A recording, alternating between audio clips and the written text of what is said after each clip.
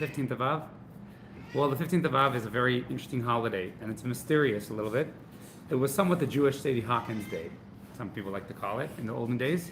But really what it had to do is after Tisha B'Av, which is the saddest day of the year, so the moon represents the state of the Jewish people and the state of exile. It gets darker and darker, and then it gets lighter and lighter. So the 15th of every month is like the happy day of the month, because that's when the moon has full glory.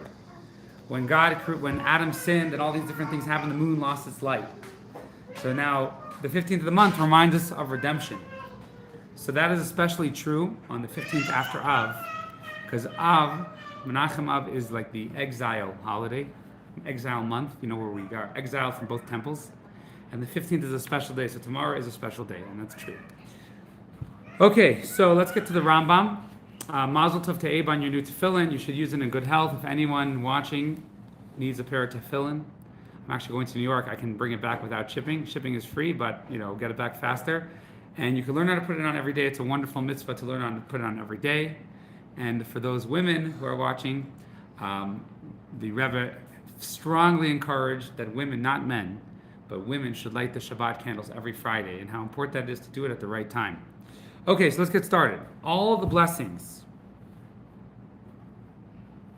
begin with a baruch, and often they end with a baruch. So you have blessings, let's say, except for the bracha, the final bracha of Shema, and brachas which are next to each other. So like in the Amidah, they're next to each other. So they don't start with a baruch, they end with a baruch. And brachas of fruits and brachas of mitzvahs. These are the brachas where we say to praise God. There's some that start with a bracha and they don't finish, and there's some that end with a baruch and they don't begin with a baruch. A few brachas of mitzvahs, like brachas Sefer Torah,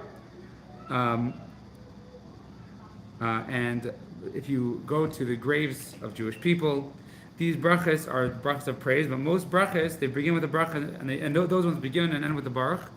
They have like a baruch in the beginning, and in the end they have like a short bracha.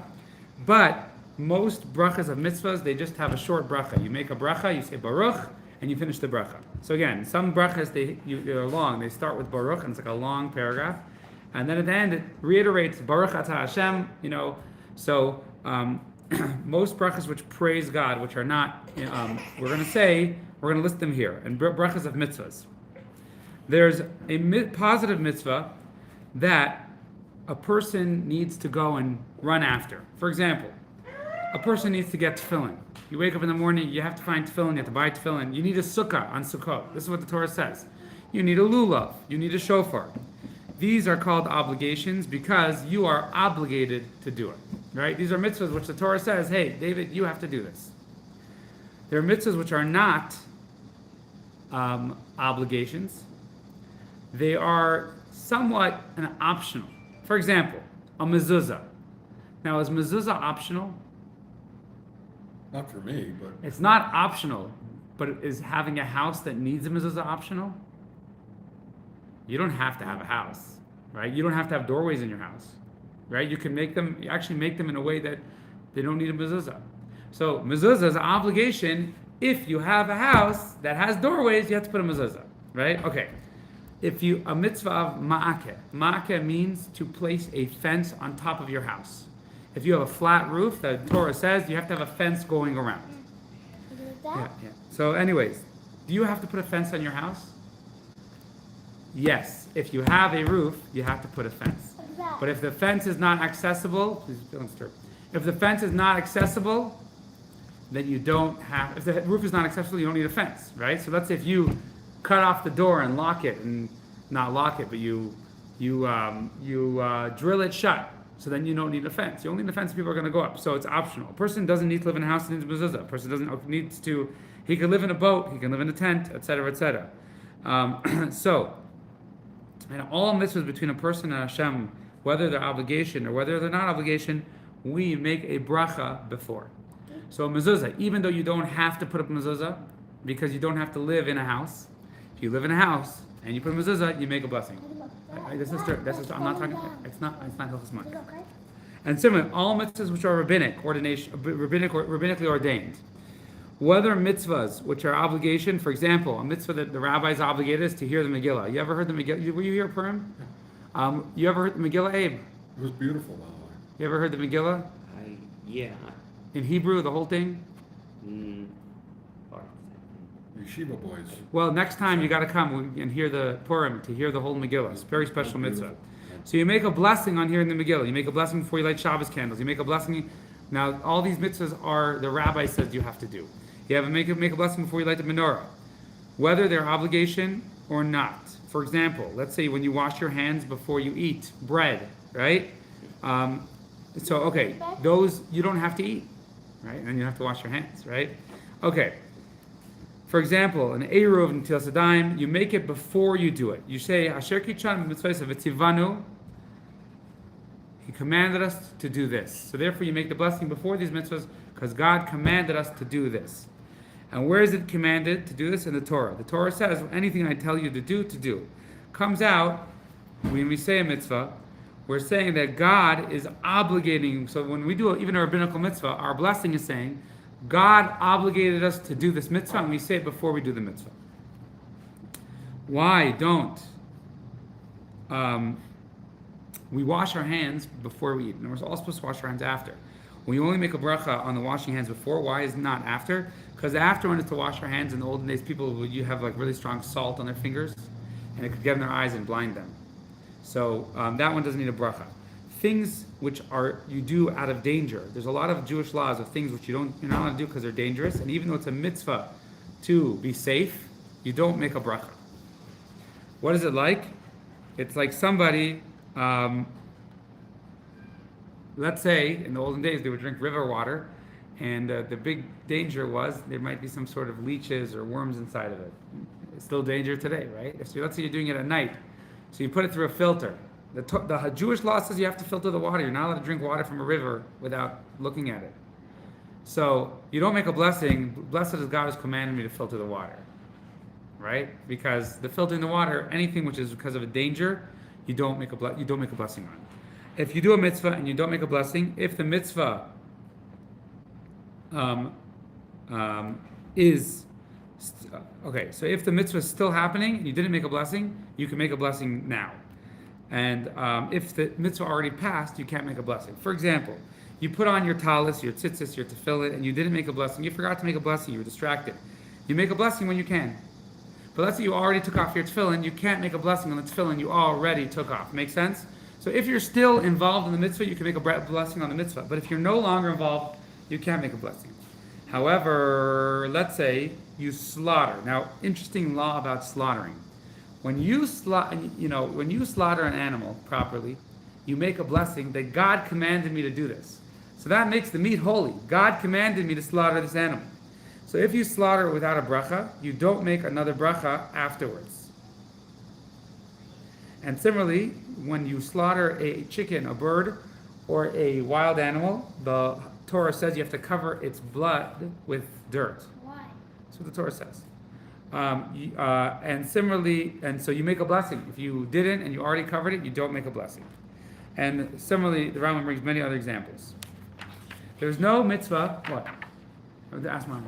There's no mitzvah that you make a bracha after you did it, except for a convert. So a convert has to go through a bunch of different processes.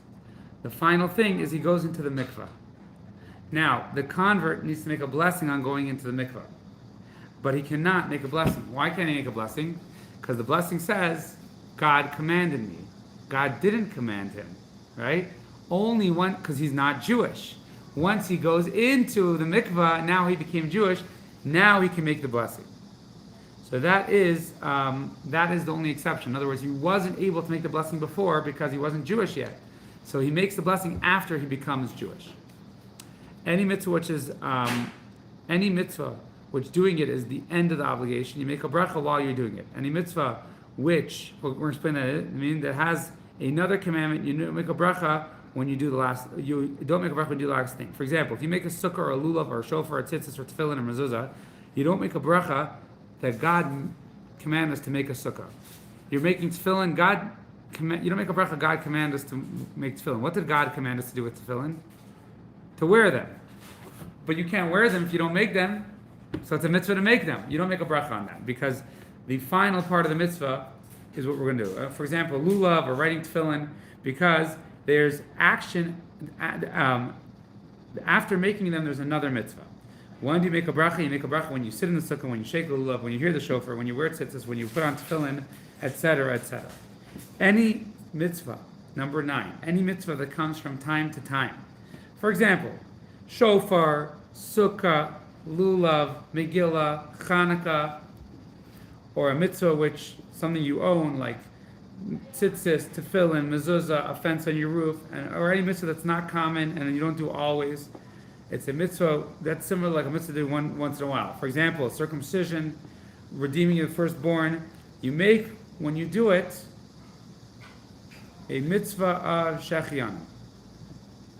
So mitzvahs that you do once in a while.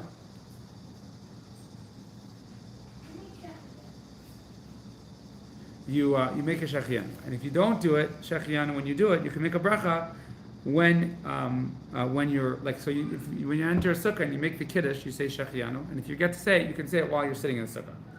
After you do a mitzvah, number 10. You know what's beautiful is today we're going to finish the laws of blessings. We did all the laws of blessings. Okay, I think they're a little confusing, right? Okay. There's just a lot of info. Very minute differences. Correct. Someone who does a mitzvah for himself or does it for someone else, he makes a bracha. He says, God commanded me to do this. But he doesn't make a bracha shechianu, except if it's a mitzvah for yourself. If there are many mitzvahs, he doesn't say shechianu mitzvahs v'tzvanu al ha-mitzvahs. You make a bracha on each mitzvah. So if you're doing a bunch of mitzvahs at one time, you don't make a bracha, God commanded me to do mitzvahs. You make one bracha on each mitzvah. Anyone does a mitzvah, whether it's obligation, whether it's not. If he does it for himself, he says lasos. If he does it for other people, he says al hasiyah. For example, if you put tefillin, you make. It's okay. You can leave it on. If you Mendel, you can leave it on. Oh, Yeah. If he puts on tefillin, he could say lahaniach tefillin, right? Lahaniach tefillin. If you put on tzitzis, you say lizatev b'tzitzis. If you sit in a sukkah, you say leishev b'sukkah. So all the mitzvahs you say, God commanded me to put tefillin on. God commanded me to sit in the sukkah. If you, etc., etc. You put a mezuzah, you say, God commanded me to put a mezuzah. And it brings many examples. If you do a bris to your son, you say, command me to give a bris to my son. But if, let's say you're putting mezuzah from someone else, you're making the blessing, you say, al kviyas mezuzah. You say, so let's say I'm putting up, David calls me up, and he says, in the hospital, God forbid, and my house doesn't have mezuzahs. I really want my house to have mezuzahs. His house has mezuzahs, but I really want can you go to my house, here's the key, put up the mezuzahs. So now, when he makes the blessing commanded to put the mezuzah up.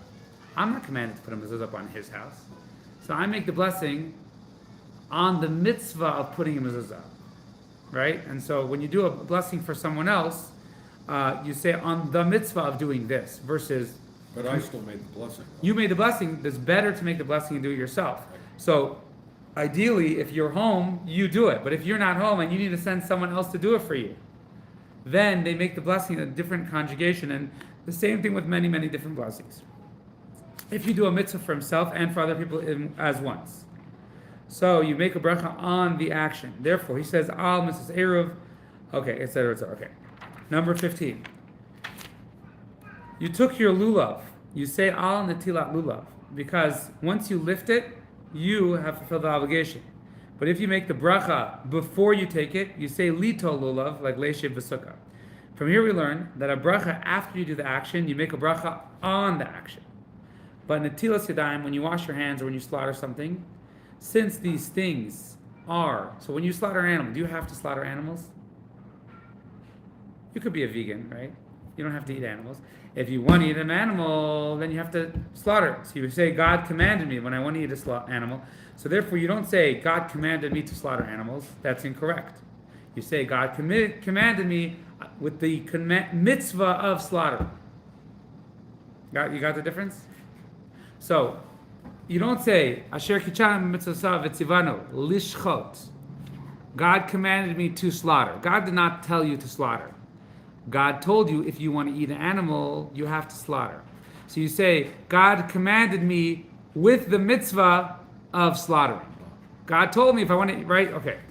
And similarly, when you wash your hands before food, right? You don't have to eat, so you don't have to wash your hands. So you say, Al natilat yadayim. We wash our hands in the morning. We don't say, God commanded me to wash my hands. No, God said, go back to sleep if you want, and you don't have to wash your hands in the morning, right? Al natilat yadayim. God commanded me on or with the mitzvah of washing my hands. Abe, you got it? So basically, there's certain mitzvahs where you say, God commanded me to do this, and there's certain mitzvahs where we say, God commanded me with this mitzvah. It's almost like more third Very person. subtle, but yes. Yeah. And okay. Okay, we're going to continue on. The same thing when you destroy the chametz, you make a mitzvah, a blessing on the mitzvah to destroy chametz. You don't have to destroy chametz. You don't have to have chametz before Passover, right? Okay. You're not allowed to have leavened bread before Passover. So you're not allowed to have it. If you have it, then you have to destroy it, right? So you make a blessing on the mitzvah to destroy it. Anything which is a custom, even though it's a custom of the prophets. For example, taking a willow branch on the 7th day of Sukkot. Very amazing tradition. So it's a tradition. So how can we say, so anything which is tradition, we don't make a blessing on. It's a tradition of the prophets. When we make a blessing, it means God commanded us. Either God commanded us directly in the Torah, or through the prophets, or God commanded us through the rabbis. But we're saying this is a commandment of God. When it comes and you are doing certain things because it is a custom, you don't make a blessing. Similarly, anything which is a doubt, if it needs a bracha or not, you do it without a bracha. A person should always be careful never to say a bracha that's not necessary. And he should always be careful to use every opportunity to say every bracha which is necessary. And that's what King David says in Tehillim. He says, B'chol yom, the whole day, avarchecha, I bless you. King David was always looking for opportunities to bless God for what he's eating or for whatever he's doing. Baruch Rachman Adasayan, blessed is God. We finished. Ava, you okay over there? Questions? No, it's just the idea. I want to internalize. Well, you know, the best thing like is... a huge portion, and I can't swallow. I can't swallow all at once. So I want to mention... But that makes sense. I would like to mention that blessings are not simple. The laws of blessings are not simple. And however complicated they are here, in actual application of law, they're even more complicated. And blessing God is a lifelong pursuit, which it should be. It should be, you know. In other words, we're never supposed to be like, okay, we did it, you know. So what I recommend is you take in the sitter and you learn a blessing on something that you do, and do that blessing. You know, if you like fruit, you eat fruit sometimes, you learn the blessing for fruit. Now, for now on, for the next couple weeks, months, you make the blessing on fruit. You know, or, you know, if you want to be more brave, you can get the blessings for basic food. There's only a few blessings that we eat on our basic food, and you can keep those blessings around you. You know, get a little card or something, and try and do it. But it takes a lot of effort. You know, little kids are lucky that they're born doing it automatically from the time that they're younger than 3. So they, you know, for them, this is not at all a difficult thing. But that just means, you know, we all have our own mission. We all have our own way of needing to do things. So that's what I recommend.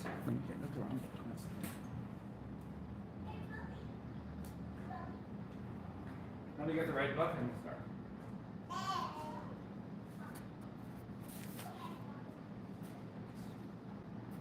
Well, there was a question about you don't have to eat.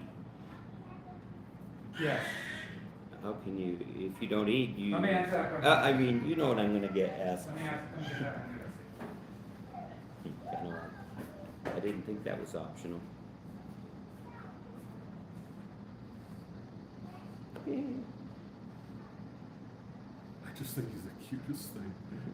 Thank you. Happen to think the same thing. Yeah, but I think you're a little more prejudiced than I am.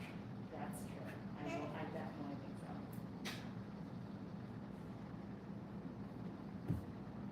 That's zombie. Mm-hmm. Your little brother. Yes. And my little other brothers. And your other brother. My other little brother just got a haircut on Sunday. Yeah. I saw all the toys that he got too.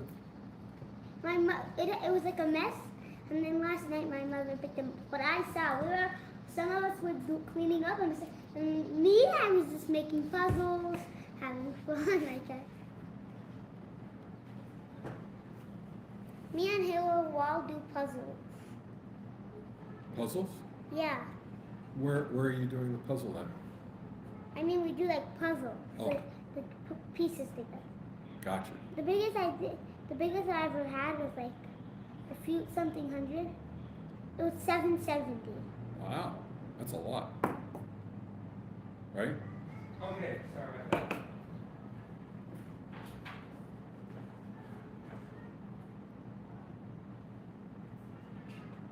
That's the screen. Okay, let's get started.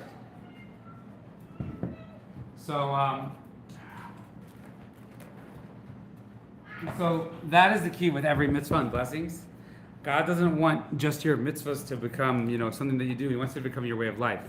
He wants it to conquer your soul, So when you're doing a mitzvah, you have to do it slowly and with intent and everything like that until you master it, and then it becomes habitual, and then you got to do the next mitzvah. You always got to keep yourself on your toes. But there's a system inside of that that's very intricate. Yes, correct.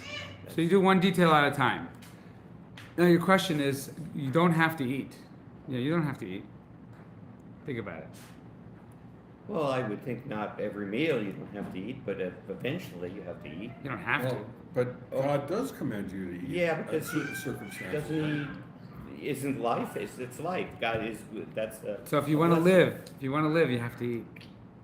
Right? Okay, so Right. wait. That brings up the. Also, you also have to choose to live. Yeah. If Well, you or want choose life. So Oh, but- it makes sense. But committing suicide is illegal. as a sin, yeah. Well, so then, It's a sin. so you're not allowed to commit suicide, but You're you not don't allowed to. like you don't have to eat.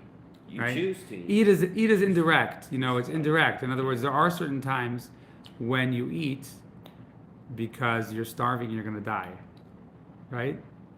Most times we eat, we're not. We're far from there, hopefully. And then there are certain times when we eat when it's a mitzvah to eat, on Shabbos and stuff Yes, like that. for pleasure. So there are certain times when it's a mitzvah to eat. The Kohanim in the temple in Jerusalem, they had to eat a lot, make a lot of blessings. But there's no mitzvah to eat. Think about it. It's What just about whenever you matzah? whenever you What want to about eat, whenever you want to. I mentioned that already. So, anyways, let's go. So we're holding on chapter 2. We started this maamer, amazing maamer, last week, and Are these the pages? yes. So let me. Yes, it starts here and goes till the end. So we started here. We're going to be at. We're going to start from.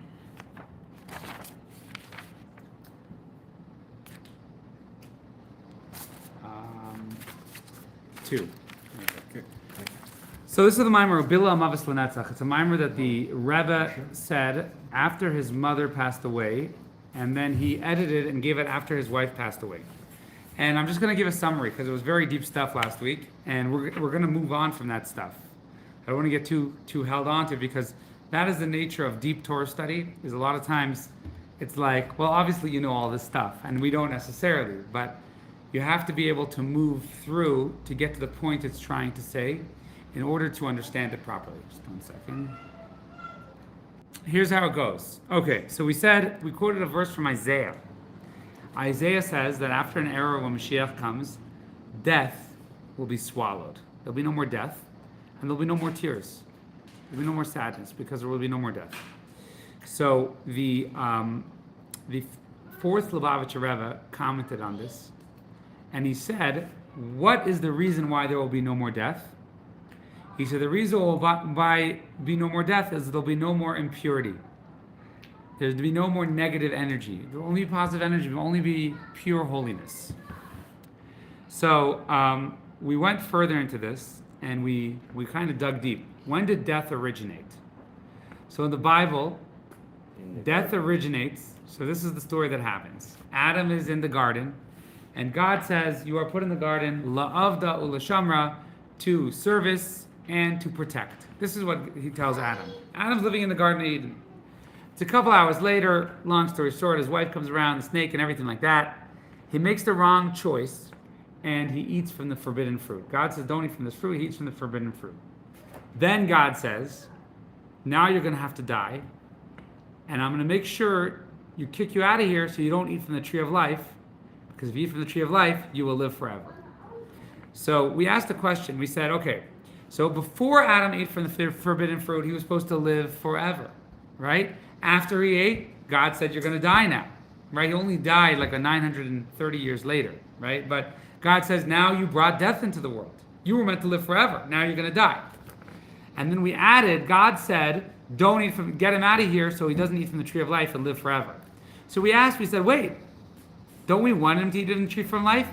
He can fix his mistake, right? He brought death, and now he'll bring eternal life back to himself, right? Remember that question, Abe?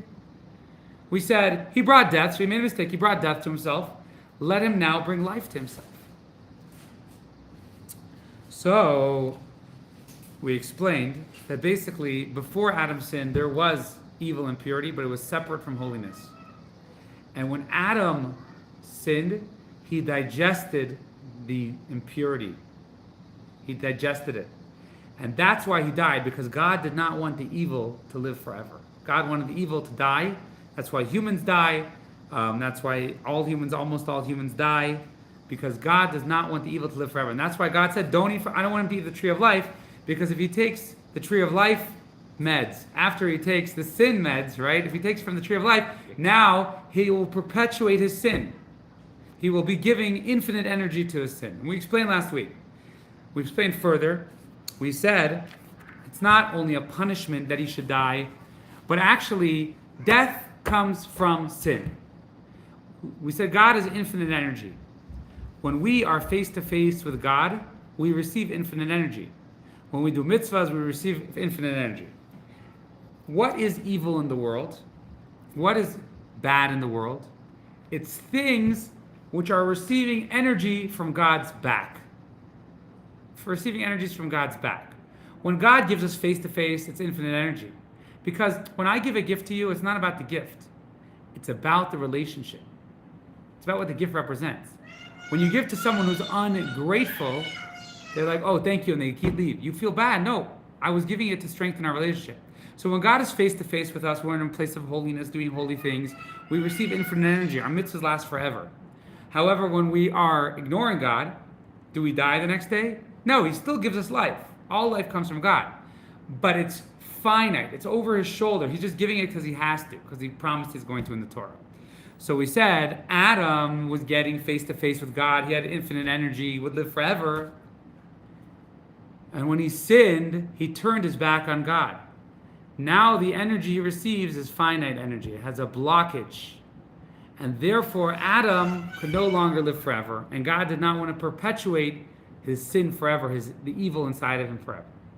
When Mashiach comes, there will be no more impurity, there will be no more sin, and we'll only be face to face with God, and therefore there will be no more death.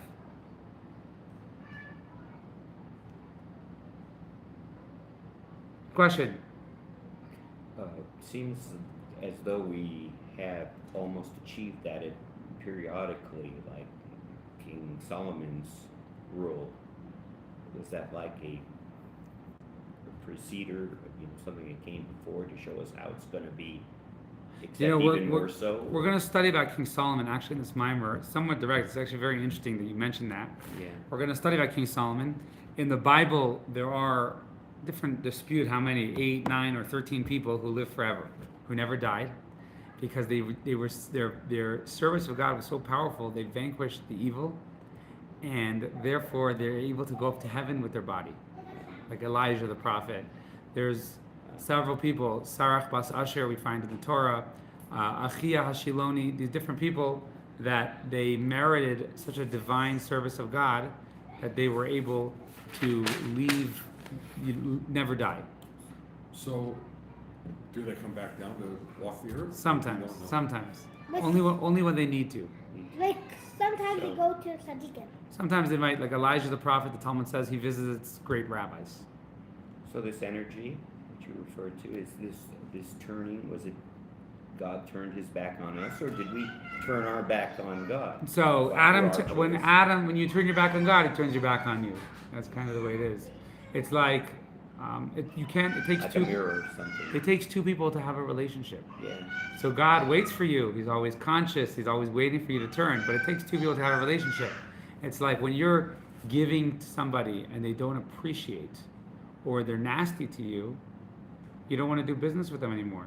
You might be compassionate with them and say, "Oh, poor guy," or whatever it is, but you still can't do business with Part them. of you feels hurt Yes, correct. and or defensive now. You don't. Correct. And even if you can get over that defense, it's like if I'm talking to two people and I'm like, "Oh, he's interested in what I'm saying, and he's not interested in what I'm saying," you can love them both, but you're going to want to talk to the person who's interested in what you're saying, who cares about you. And so, evil is death, and Adam took, by what he did, takes upon death, but did he also take upon life as well? We were talking before about pre the sin, was perfect, but then after the sin, now we're having children. So I'm trying to tie those ideas. Having children with pain, everything like that, ultimately Adam will become somewhat vindicated, and at the end of the days there'll be no more evil. It will rectify the sin, all the generations and everything like that. So in other words, there is a master plan here. It's not like, infinite energy will come back, but we will be back face to face. If you read the prophets about Mashiach coming, they talk so much about how God will be revealed face to face. He'll speak with us. We'll be able to, feel him and see him, and that is what Mashiach is. Mashiach is God returning to a face-to-face relationship. Yeah. And exile is us not seeing God, but working so hard to get back to him. That's what exile So is. it's a distance. Yes, That's yes. the distance. And believe it or not, in Hasidism it says exile is also God creating a system where it's hard for him to get to us. Hard for him to show it, and he still shows us. So Jewish continuity will always be around because God always going to push through whatever evil things in the world. God's always going to push through to save us and help us. Okay, let's continue. So now we're going to change. Any questions, David? Pretty interesting stuff. Yeah. Okay. So v'hinei hatam al zeh shedafka la'asid lava yizbat l'ra. The reason why specifically when Mashiach comes, evil will be nullified. Mavis haruchni. Spiritual death. So, spiritual death means cutting yourself off from God. That your soul, right, is in your body. That causes your physical body to die. Right? So when Mashiach comes, there'll be no more evil, no more sins, no more spiritual death, no more physical death. So why is it that death will cease and spiritual death will cease? When Mashiach comes, God will reveal himself in a very powerful, lofty, and intimate way. Right? God will reveal his energy in the world. That's what Mashiach is. He will shine. He'll say, no, this is really what runs the world. And it'll be revealed to everyone. Yes. One God, one name of God. Will you define spiritual death for me as compared to the other? So what we explained is spiritual death is when you're back-to-back relationship with God. You're not face-to-face. Okay. So what you're basically getting is God's giving you what he has to give. What he has to give is finite. Finite life is really death, right? Infinite life. So if someone lives 1 year or 1,000,000 years, essentially they both lived a finite life, right? And our soul is infinite, and our bodies will eventually become infinite. So there'll be a very lofty revelation of God where everyone will recognize that God is everything. So all evil will disappear. It'll be clear. God will push through that he is everything. Okay. When this light comes in the world, any opposition to it will disappear. Evil only disappears, only is around if you feed it. And if you feed it something it can handle. If it's something beyond, in other words, if God will turn to the evil face to face, it'll disappear. Because it'll say, oh no, I get my energy from somewhere else. Like, no, you get your energy from me. I create, I'm the creator of you. Okay. Maamer, and explain to the maamer. The gam should gam bizman shebeis hamikdash hayakayim ufat bizman bayis rishon, even though in the times that the Beis Hamikdash existed, and especially in the first Beis Hamikdash, val achas kama mishlema the kaima sierra vashlimusa, even though there were the times of the temple in Jerusalem. Times in the temple in Jerusalem, God was revealed in the world. And especially the first temple in Jerusalem. First temple in Jerusalem, there were all these prophets walking around. And there were all these miracles. Fire would come down from heaven every day. There were all these miracles in the first temple. Open miracles. Second temple, not as much. Even those times. And when was the best era of the first temple, Abe?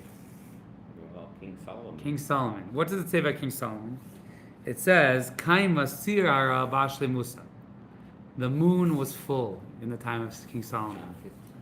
It's related to what we said before. The moon was full during his era. What does it mean the moon was full? So basically what happened is what made exile, what made the world? There's the sun and the moon. And the sun gives constant light. And the moon is also supposed to give constant light. God said to the moon, you're no longer going to have your own light. Some say when Adam sinned, that caused darkness. Darkness is the absence of God, spiritually. So in King Solomon, it was a full moon the whole time. It says in the Zohar. In other words, God was fully as present as ever before in history. That was the most present era of God in history, was the times of King Solomon. So that's why his name was Shlomo, because it was the only time in history that there was world peace. Yeah. Only time in history. Why? So we're going to talk about why was that. There were many other nations in the world, but because it was so clear that God was with Solomon and God was revealed in him, all the nations said, well, we're not going to fight with this guy. We're going to actually come to him and join him. Right? So actually, during that time, they made it very difficult to convert to Judaism. In fact, the big rabbinical cohort said, no, converting to Judaism, it's too easy. People are going to think Judaism is easy. Judaism is not easy. When you convert, you have to know Judaism is hard. So, but then at that time, he was so popular, King Solomon. Now, why was he popular? Because God was so revealed in the world.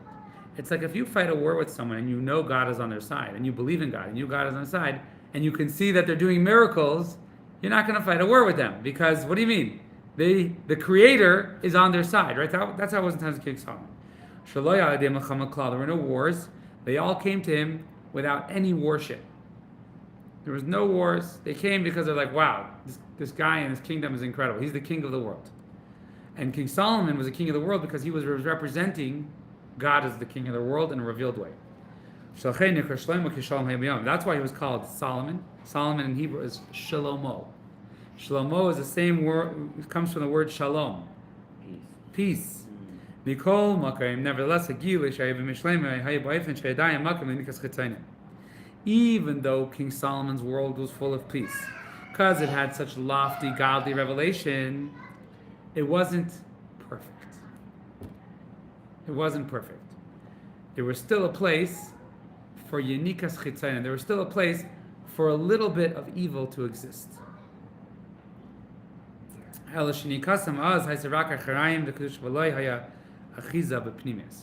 Why was evil? So there were kings there who were not so holy.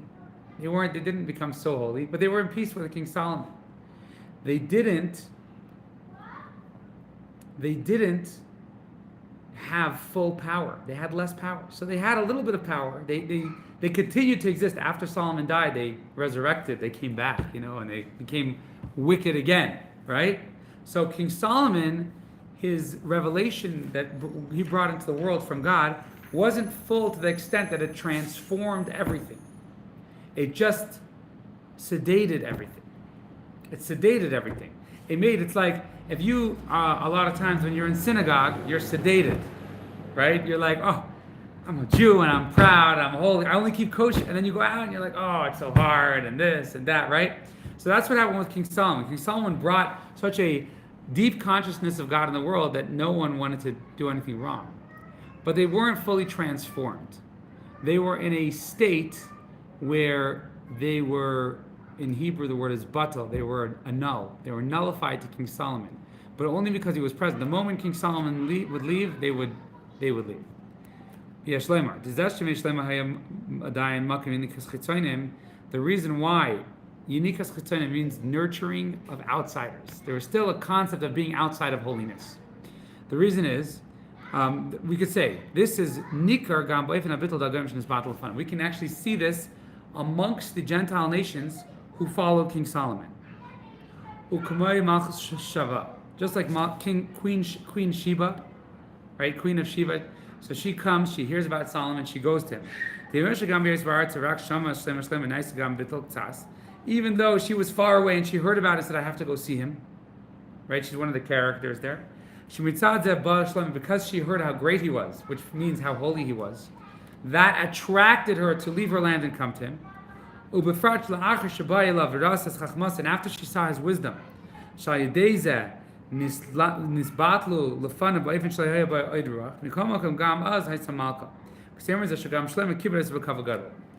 we see that even after she came to this queen came to him, she still got respect as a queen of another nation. In other words, she wasn't nothing. It wasn't, and she heard about King Solomon, she was very, very changed by him.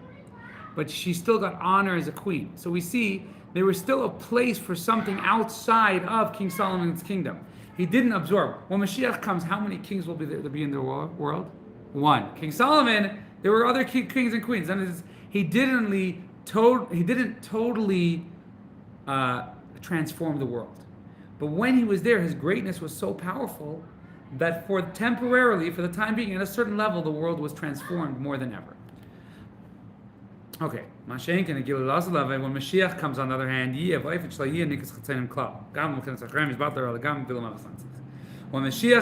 hand, so let's just, I'm going to bring some explanation from another maamer, but it says a very interesting thing. It says that King Solomon, in his, there are different ways of a king conquering the world. One way is warfare.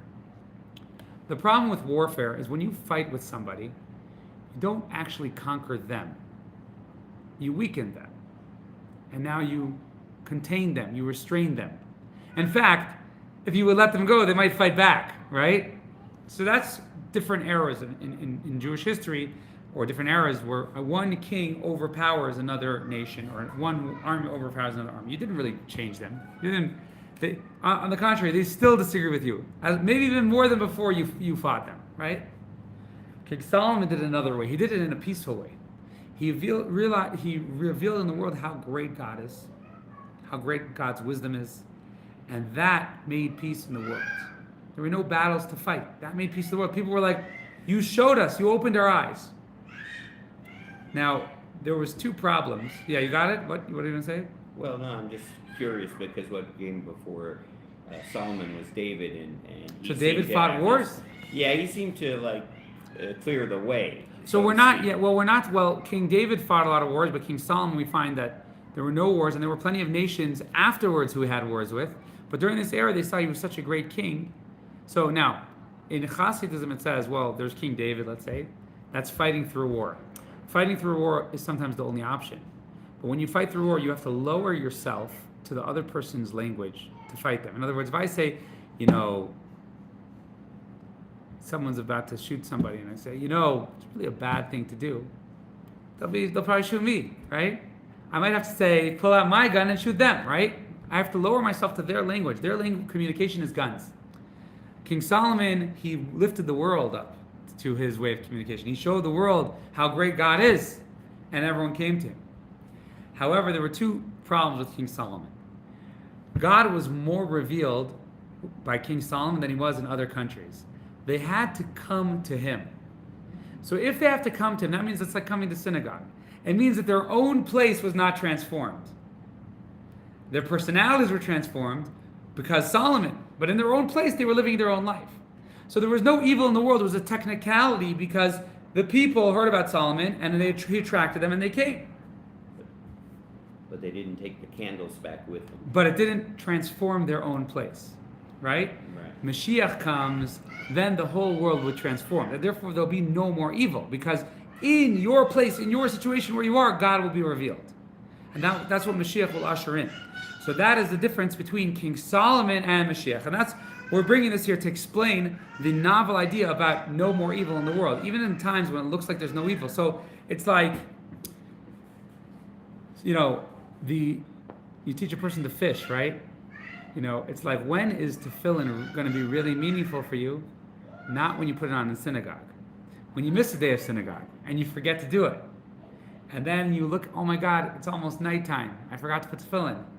And you're watching a movie and you say, okay, I'm going to have to shut it off for a minute, you know? Then you're showing that the tefillin are even in your regular life, even in your home, even when you're doing something else. Maybe you'll even lose money for it. In Israel, there was an amazing story this week. A guy called an insurance company and he said, I'm a secular Jew. However, I keep Shabbat and I don't drive on Shabbat, but I'm secular. Anyways, this morning, or Saturday morning, police knocked on my door and they said there's a tree right next to your car outside that's going to fall. And so we're going to knock it down. We knock the tree down. We don't want it to fall on someone. So we want to move your car. So he said, I'm a secular Jew, but I don't drive. So I can't move it. So they said, give us the keys, we'll move it. So he says, well, you're also Jewish. I don't know if I'm allowed to ask you to move it for me. He said, let me speak to my rabbi. So the police and this guy went to his rabbi.